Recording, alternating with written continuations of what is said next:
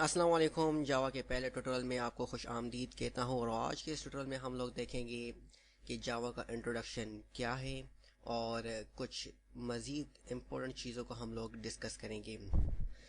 सबसे पहले जो कि स्टूडेंट्स को कन्फ्यूजन होती है वो ये होती है कि आइदर मैं जावा की तरफ जाऊं या सी शार्प की तरफ जाऊं, और वेब में उनको ये प्रॉब्लम होती है कि मैं पीएचपी की तरफ जाऊं या एएसपी की तरफ जाऊं। मुझे भी काफ़ी वक्त तक ये कन्फ्यूजन्स रही थी कि आइदर जावा पे कमांड हासिल करूं या सी शार्प पे, पीएचपी पे या एएसपी पे। मतलब कि ये एक ऐसी कन्फ्यूजन है जो कि न तो हमें जावा सीखने देती है न ही हमें सी शार्प सीखने देती है। मतलब कि स्टूडेंट्स बिल्कुल कंफ्यूज हो जाते हैं और वो किसी भी एक लैंग्वेज पे कमांड हासिल नहीं कर सकते।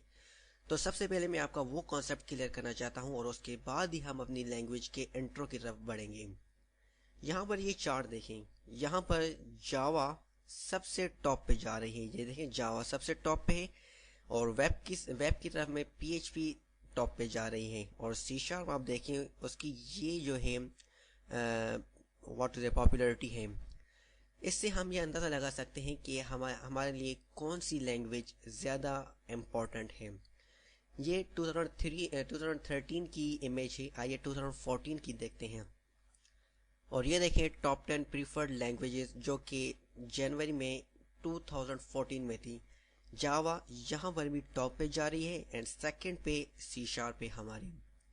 ठीक है जी, यहाँ पर भी आप अंदाज़ा लगा सकते हैं कि आपके लिए कौन सी लैंग्वेज ज़्यादा इम्पोर्टेंट है। और ये एक और 2014 की इमेज है जिसमें ये दिखाया गया है कि जावा 22.2% है और सी शार्प ओनली 5% है। अब मैं आपको रिकमेंड ये करूँगा कि आप जावा की तरफ स्विच हो जाएं। उसके उसके पीछे कुछ रीजंस हैं, जिसमें से नंबर 1 पे ये है कि लैंग्वेज की जो सपोर्ट है, जावा की लैंग्वेज की जो सपोर्ट है वो बहुत अवेलेबल है, जबकि सी शार्प की इतनी अवेलेबल नहीं है। सपोर्ट का मतलब क्या है, आपको मैं एक एग्जांपल देता हूँ। अगर आप एंड्रॉयड पे काम करें, आप जावा पे भी एंड्रॉयड एप्लीकेशंस बना सकते हैं और सी शार्प पे बना सकते हैं, जो कि काफ़ी स्टूडेंट्स को नहीं पता। काफ़ी स्टूडेंट्स ये कहते हैं कि एंड्रॉयड एप्लीकेशन सिर्फ और सिर्फ जावा पे बनाई जा सकती है, सी शार्प पे नहीं, जो कि बिल्कुल गलत कहते हैं। हम सी शार्प पे भी बना सकते हैं। लेकिन अगर आप यूट्यूब पे या गूगल पे जाएं और वहाँ पर लिखें कि जावा एंड्रॉयड ट्यूटोरियल्स, तो वहाँ पर आपके एंड्रॉयड ट्यूटोरियल्स लिखें और आपके पास वहाँ पर जो सारे ट्यूटोरियल आएंगे वो जावा बेस्ड होंगे। सी शार्प पे आपको मुश्किल से एक मिले। ये हमारे पास सपोर्ट है। और अगर आप जाएं एपीआईज देखें, एपीआईज क्या होती हैं वो मैं आपको आगे डिटेल में बताऊंगा। तो वो जावा के लिए हज़ारों अवेलेबल हैं, जबकि सी शार्प के लिए बिल्कुल ही कम अवेलेबल हैं। तो मैं आपको ये रिकमेंड करूंगा कि आप जावा की तरफ स्विच हो जाएं। फिलहाल आप जावा पे कमांड हासिल करें, उसके बाद एक बार आपको जावा आ गई तो आप सी शार्प ईजिली सीख सकते हैं, या अगर आपको सी शार्प आती है तो आप जावा ईजिली सीख सकते हैं। मतलब कि इनका जो सिंटेक्स है वो चेंज है, बाकी जो कॉन्सेप्ट्स हैं वो ऑलमोस्ट सेम है। थोड़ा बहुत चेंजिंग होती है लेकिन ऑलमोस्ट सेम होता है।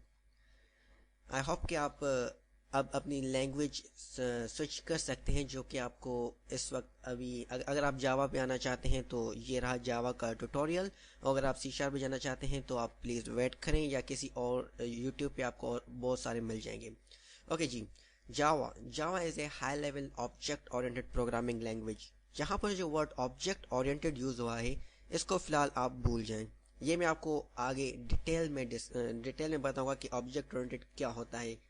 फिलहाल आपको इतना पता होना चाहिए कि जावा एक ऑब्जेक्ट ओरिएंटेड प्रोग्रामिंग लैंग्वेज है। और यहाँ पर एक वर्ड यूज हुआ है हाई लेवल। हमारे पास प्रोग्रामिंग लैंग्वेजेस में लेवल्स होती हैं, जैसे low level, middle level, high level.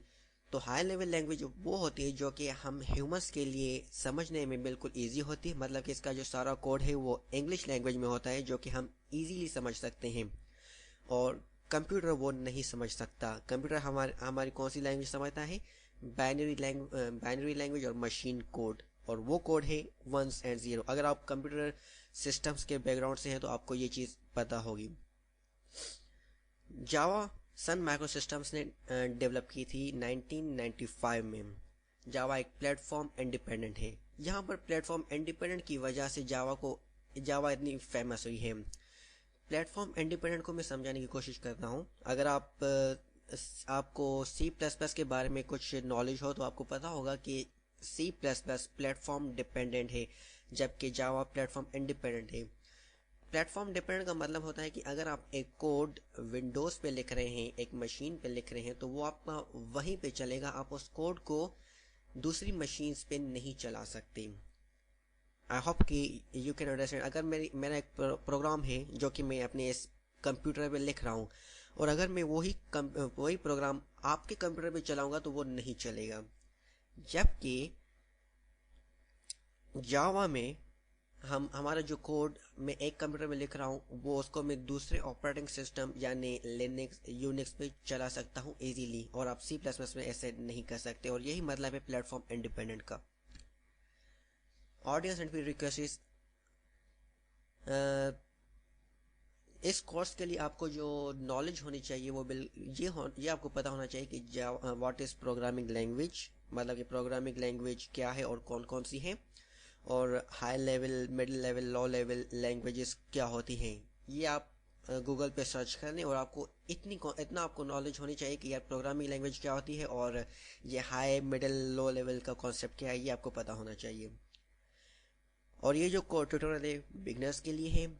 जिस तरह से जावास्क्रिप्ट या पीएचपी सीखने के लिए आपको ज़रूरत होती है एचटीएमएल की, सीएसएस की, जावास्क्रिप्ट की, एंड देन आप पीएचपी सीख सकते हैं। लेकिन जावा में आपको किसी चीज़ की सीखने की ज़रूरत नहीं है। अगर आपको कोई नॉलेज नहीं है तो आप ये कोर्स इजीली सीख सकते हैं, इसमें कोई मसला नहीं होगा आपको। टूल्स, जावा के कोड के लिए हमें दो चीज़ों की ज़रूरत होती है। एक तो Java JDK stands for Java development kit, latest version होना चाहिए उसका, और एक आईडीई हमें चाहिए, इंटीग्रेटेड डेवलपमेंट एनवायरनमेंट, और वो हमारे पास अवेलेबल है। टेक्स्टपैड है, नोटपैड है, notepad plus plus. Notepad plus plus IDE तो नहीं है, वो आपके सिंपल टूल्स हैं, आप उसमें भी जावा की कोडिंग कर सकते हैं। और इसके अलावा अगर आप बड़े बड़े प्रोग्राम्स बनाना चाहेंगे तो उसके लिए मैं आपको रिकमेंड करूँगा कि आप एक्लिप्स करें, नेटबीन करें, जे क्रिएटर करें। लेकिन अभी जैसे आप बिगनर्स हैं तो मैं आपको रिकमेंड करूँगा कि आप टेक्स्टपैड यूज़ करें या नोटपैड प्लस प्लस यूज़ करें। अच्छा, तो यहाँ पर मैं एक और चीज़ आपको समझाना चाहूँगा कि जावा जेडीके क्या है। जेडीके जावा डेवलपमेंट किट है एक ये। इसके अंदर हमारे पास जेवीएम जावा वर्चुअल मशीन भी होती है और हमारा कंपाइलर भी होता है। कंपाइलर का मैं आपको कुछ कॉन्सेप्ट देना चाहता हूँ कि कंपाइलर क्या होता है। अगर आपका कोई दोस्त है जिसको चाइनीज़ लैंग्वेज आती है और आपको उर्दू आती है, अगर आपका चाइनीज़ दोस्त आपसे कुछ बात करेगा तो आपको समझ नहीं आएगी, क्योंकि आपको उर्दू आती है, आपको चाइनीज़ नहीं आती। तो आप क्या करेंगे, किसी न किसी ऐसे बंदे को लाएंगे जो कि आपको चाइनीज़ ट्रांसलेट करके उर्दू में बताए, ताकि आप कम्युनिकेट कर सकें। यही मसला होता है जावा में भी। जावा हमारे पास है हाई लेवल लैंग्वेज जो कि सिर्फ हम इजीली समझ सकते हैं, लेकिन हमारा जो कंप्यूटर है वो सिर्फ और सिर्फ बाइनरी लैंग्वेज समझता है, 0 एंड 1। तो हम कंप्यूटर कैसे समझे कि मैं क्या कहना चाह रहा हूँ, अपने कोड के ज़रिए मैं क्या करना चाह रहा हूँ। तो जेडीके हमें एक कंपाइलर देती है जो कि हमारे हाई लेवल लैंग्वेज को बाइट कोड में, and then JVM byte code को मशीन कोड में कन्वर्ट करती है। फिर जाके हमारा जो कंप्यूटर है वो हमारे कोड को समझ सकता है कि हम क्या करना चाह रहे हैं। अगर आपको समझ में नहीं आया अब भी कॉन्सेप्ट, तो आप गूगल पे सर्च करें और वहाँ पर आप रीड करें, आपको इंशाल्लाह कॉन्सेप्ट आ जाएगा। टेक्स्टपैड आईडीई, इंटीग्रेटेड डेवलपमेंट एनवायरनमेंट, ये एक एनवायरनमेंट होता है जिसमें आप जो कोड लिखते हैं उसमें कलर्स आते हैं। कीवर्ड का कलर एक हो जाता है, स्ट्रिंग का कलर एक हो जाता है, मतलब कि एक आपको एनवायरनमेंट मिलता है जिससे आप ये देखते हैं कि ये जो मैंने लिखा है ये मेरा कीवर्ड है। कीवर्ड वगैरह क्या होता है वो मैं आपको आगे बताऊंगा। मतलब कि आपको सिंपल एनवायरनमेंट मिलता है। अगर आप नोटपैड यूज़ करेंगे तो वो आईडी ही नहीं है, तो वहाँ पर सिंपल ब्लैक एंड वाइट आपका कोड होगा, वहाँ पे कोई कलर्स नहीं होंगे। हाँ, नोटपैड प्लस प्लस पे आपको कलर्स मिल सकते हैं। कंपाइलेशन प्रोसेस, हम जो कोड लिखते हैं वो मशीन कोड में किस तरह से कन्वर्ट होता है उसका एक प्रोसेस होता है। सबसे पहले जो हम कोड लिखते हैं अपना टेक्स्टपैड में, नोटपैड प्लस प्लस में या नोटपैड में, उसको हम कहते हैं सोर्स फाइल। हम जब भी अपना कोड लिखेंगे, जब उसे सेव एज करेंगे तो कोई ना कोई उसे नाम देंगे और उसकी जो एक्सटेंशन देंगे वो देंगे डॉट जावा। ठीक है जी। फिर जेडीके में जो हमारा कंपाइलर अवेलेबल है वो हमारी उस सोर्स फाइल को कन्वर्ट करेगा बाइट कोड में। बाइट कोड, यहाँ पर बाइट कोड हमारे पास एक ऐसा कोड होता है जो कि हमारा हर ऑपरेटिंग सिस्टम पे चल सकता है। इसी वजह से मैंने पहले कहा था कि जावा हमारी प्लेटफॉर्म इंडिपेंडेंट है।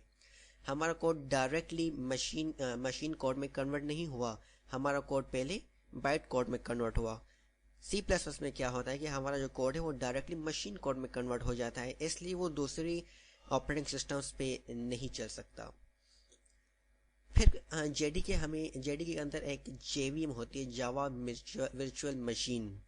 वो हमारे कोड को इंटरप्रेट करती है बाइट कोड को मशीन कोड में। मतलब कि चाइनीज को समझने के लिए आपको 2 ट्रांसलेटर्स की जरूरत है, आप ऐसे समझ लें। अब यहाँ पर मैंने वर्ड यूज किया इंटरप्रेटर, इंटरप्रेट्स करता है, जो कि हमारे पास 2 किस्म के ट्रांसलेटर होते हैं। Number 1 compiler, number 2 interpreter. इन दोनों में जो मेन डिफरेंस है वो ये है कि एक हमारा complete code at a time convert करता है, और जबकि दूसरा लाइन बाय लाइन हमारे कोड को ट्रांसलेट करता जाता है। अब इनमें से कंपाइलर ऐसे करता है या जेवीएम करता है वो आप गूगल पे सर्च कर सकते हैं। आई होप कि कंपाइलेशन प्रोसेस आपको समझ में आ गया होगा। इंशाल्लाह अगले ट्यूटोरियल में हम लोग अपने टूल्स को डाउनलोड करेंगे और अपनी मशीन को जावा के लिए रेडी करेंगे। So guys, thank for watching, don't forget to subscribe.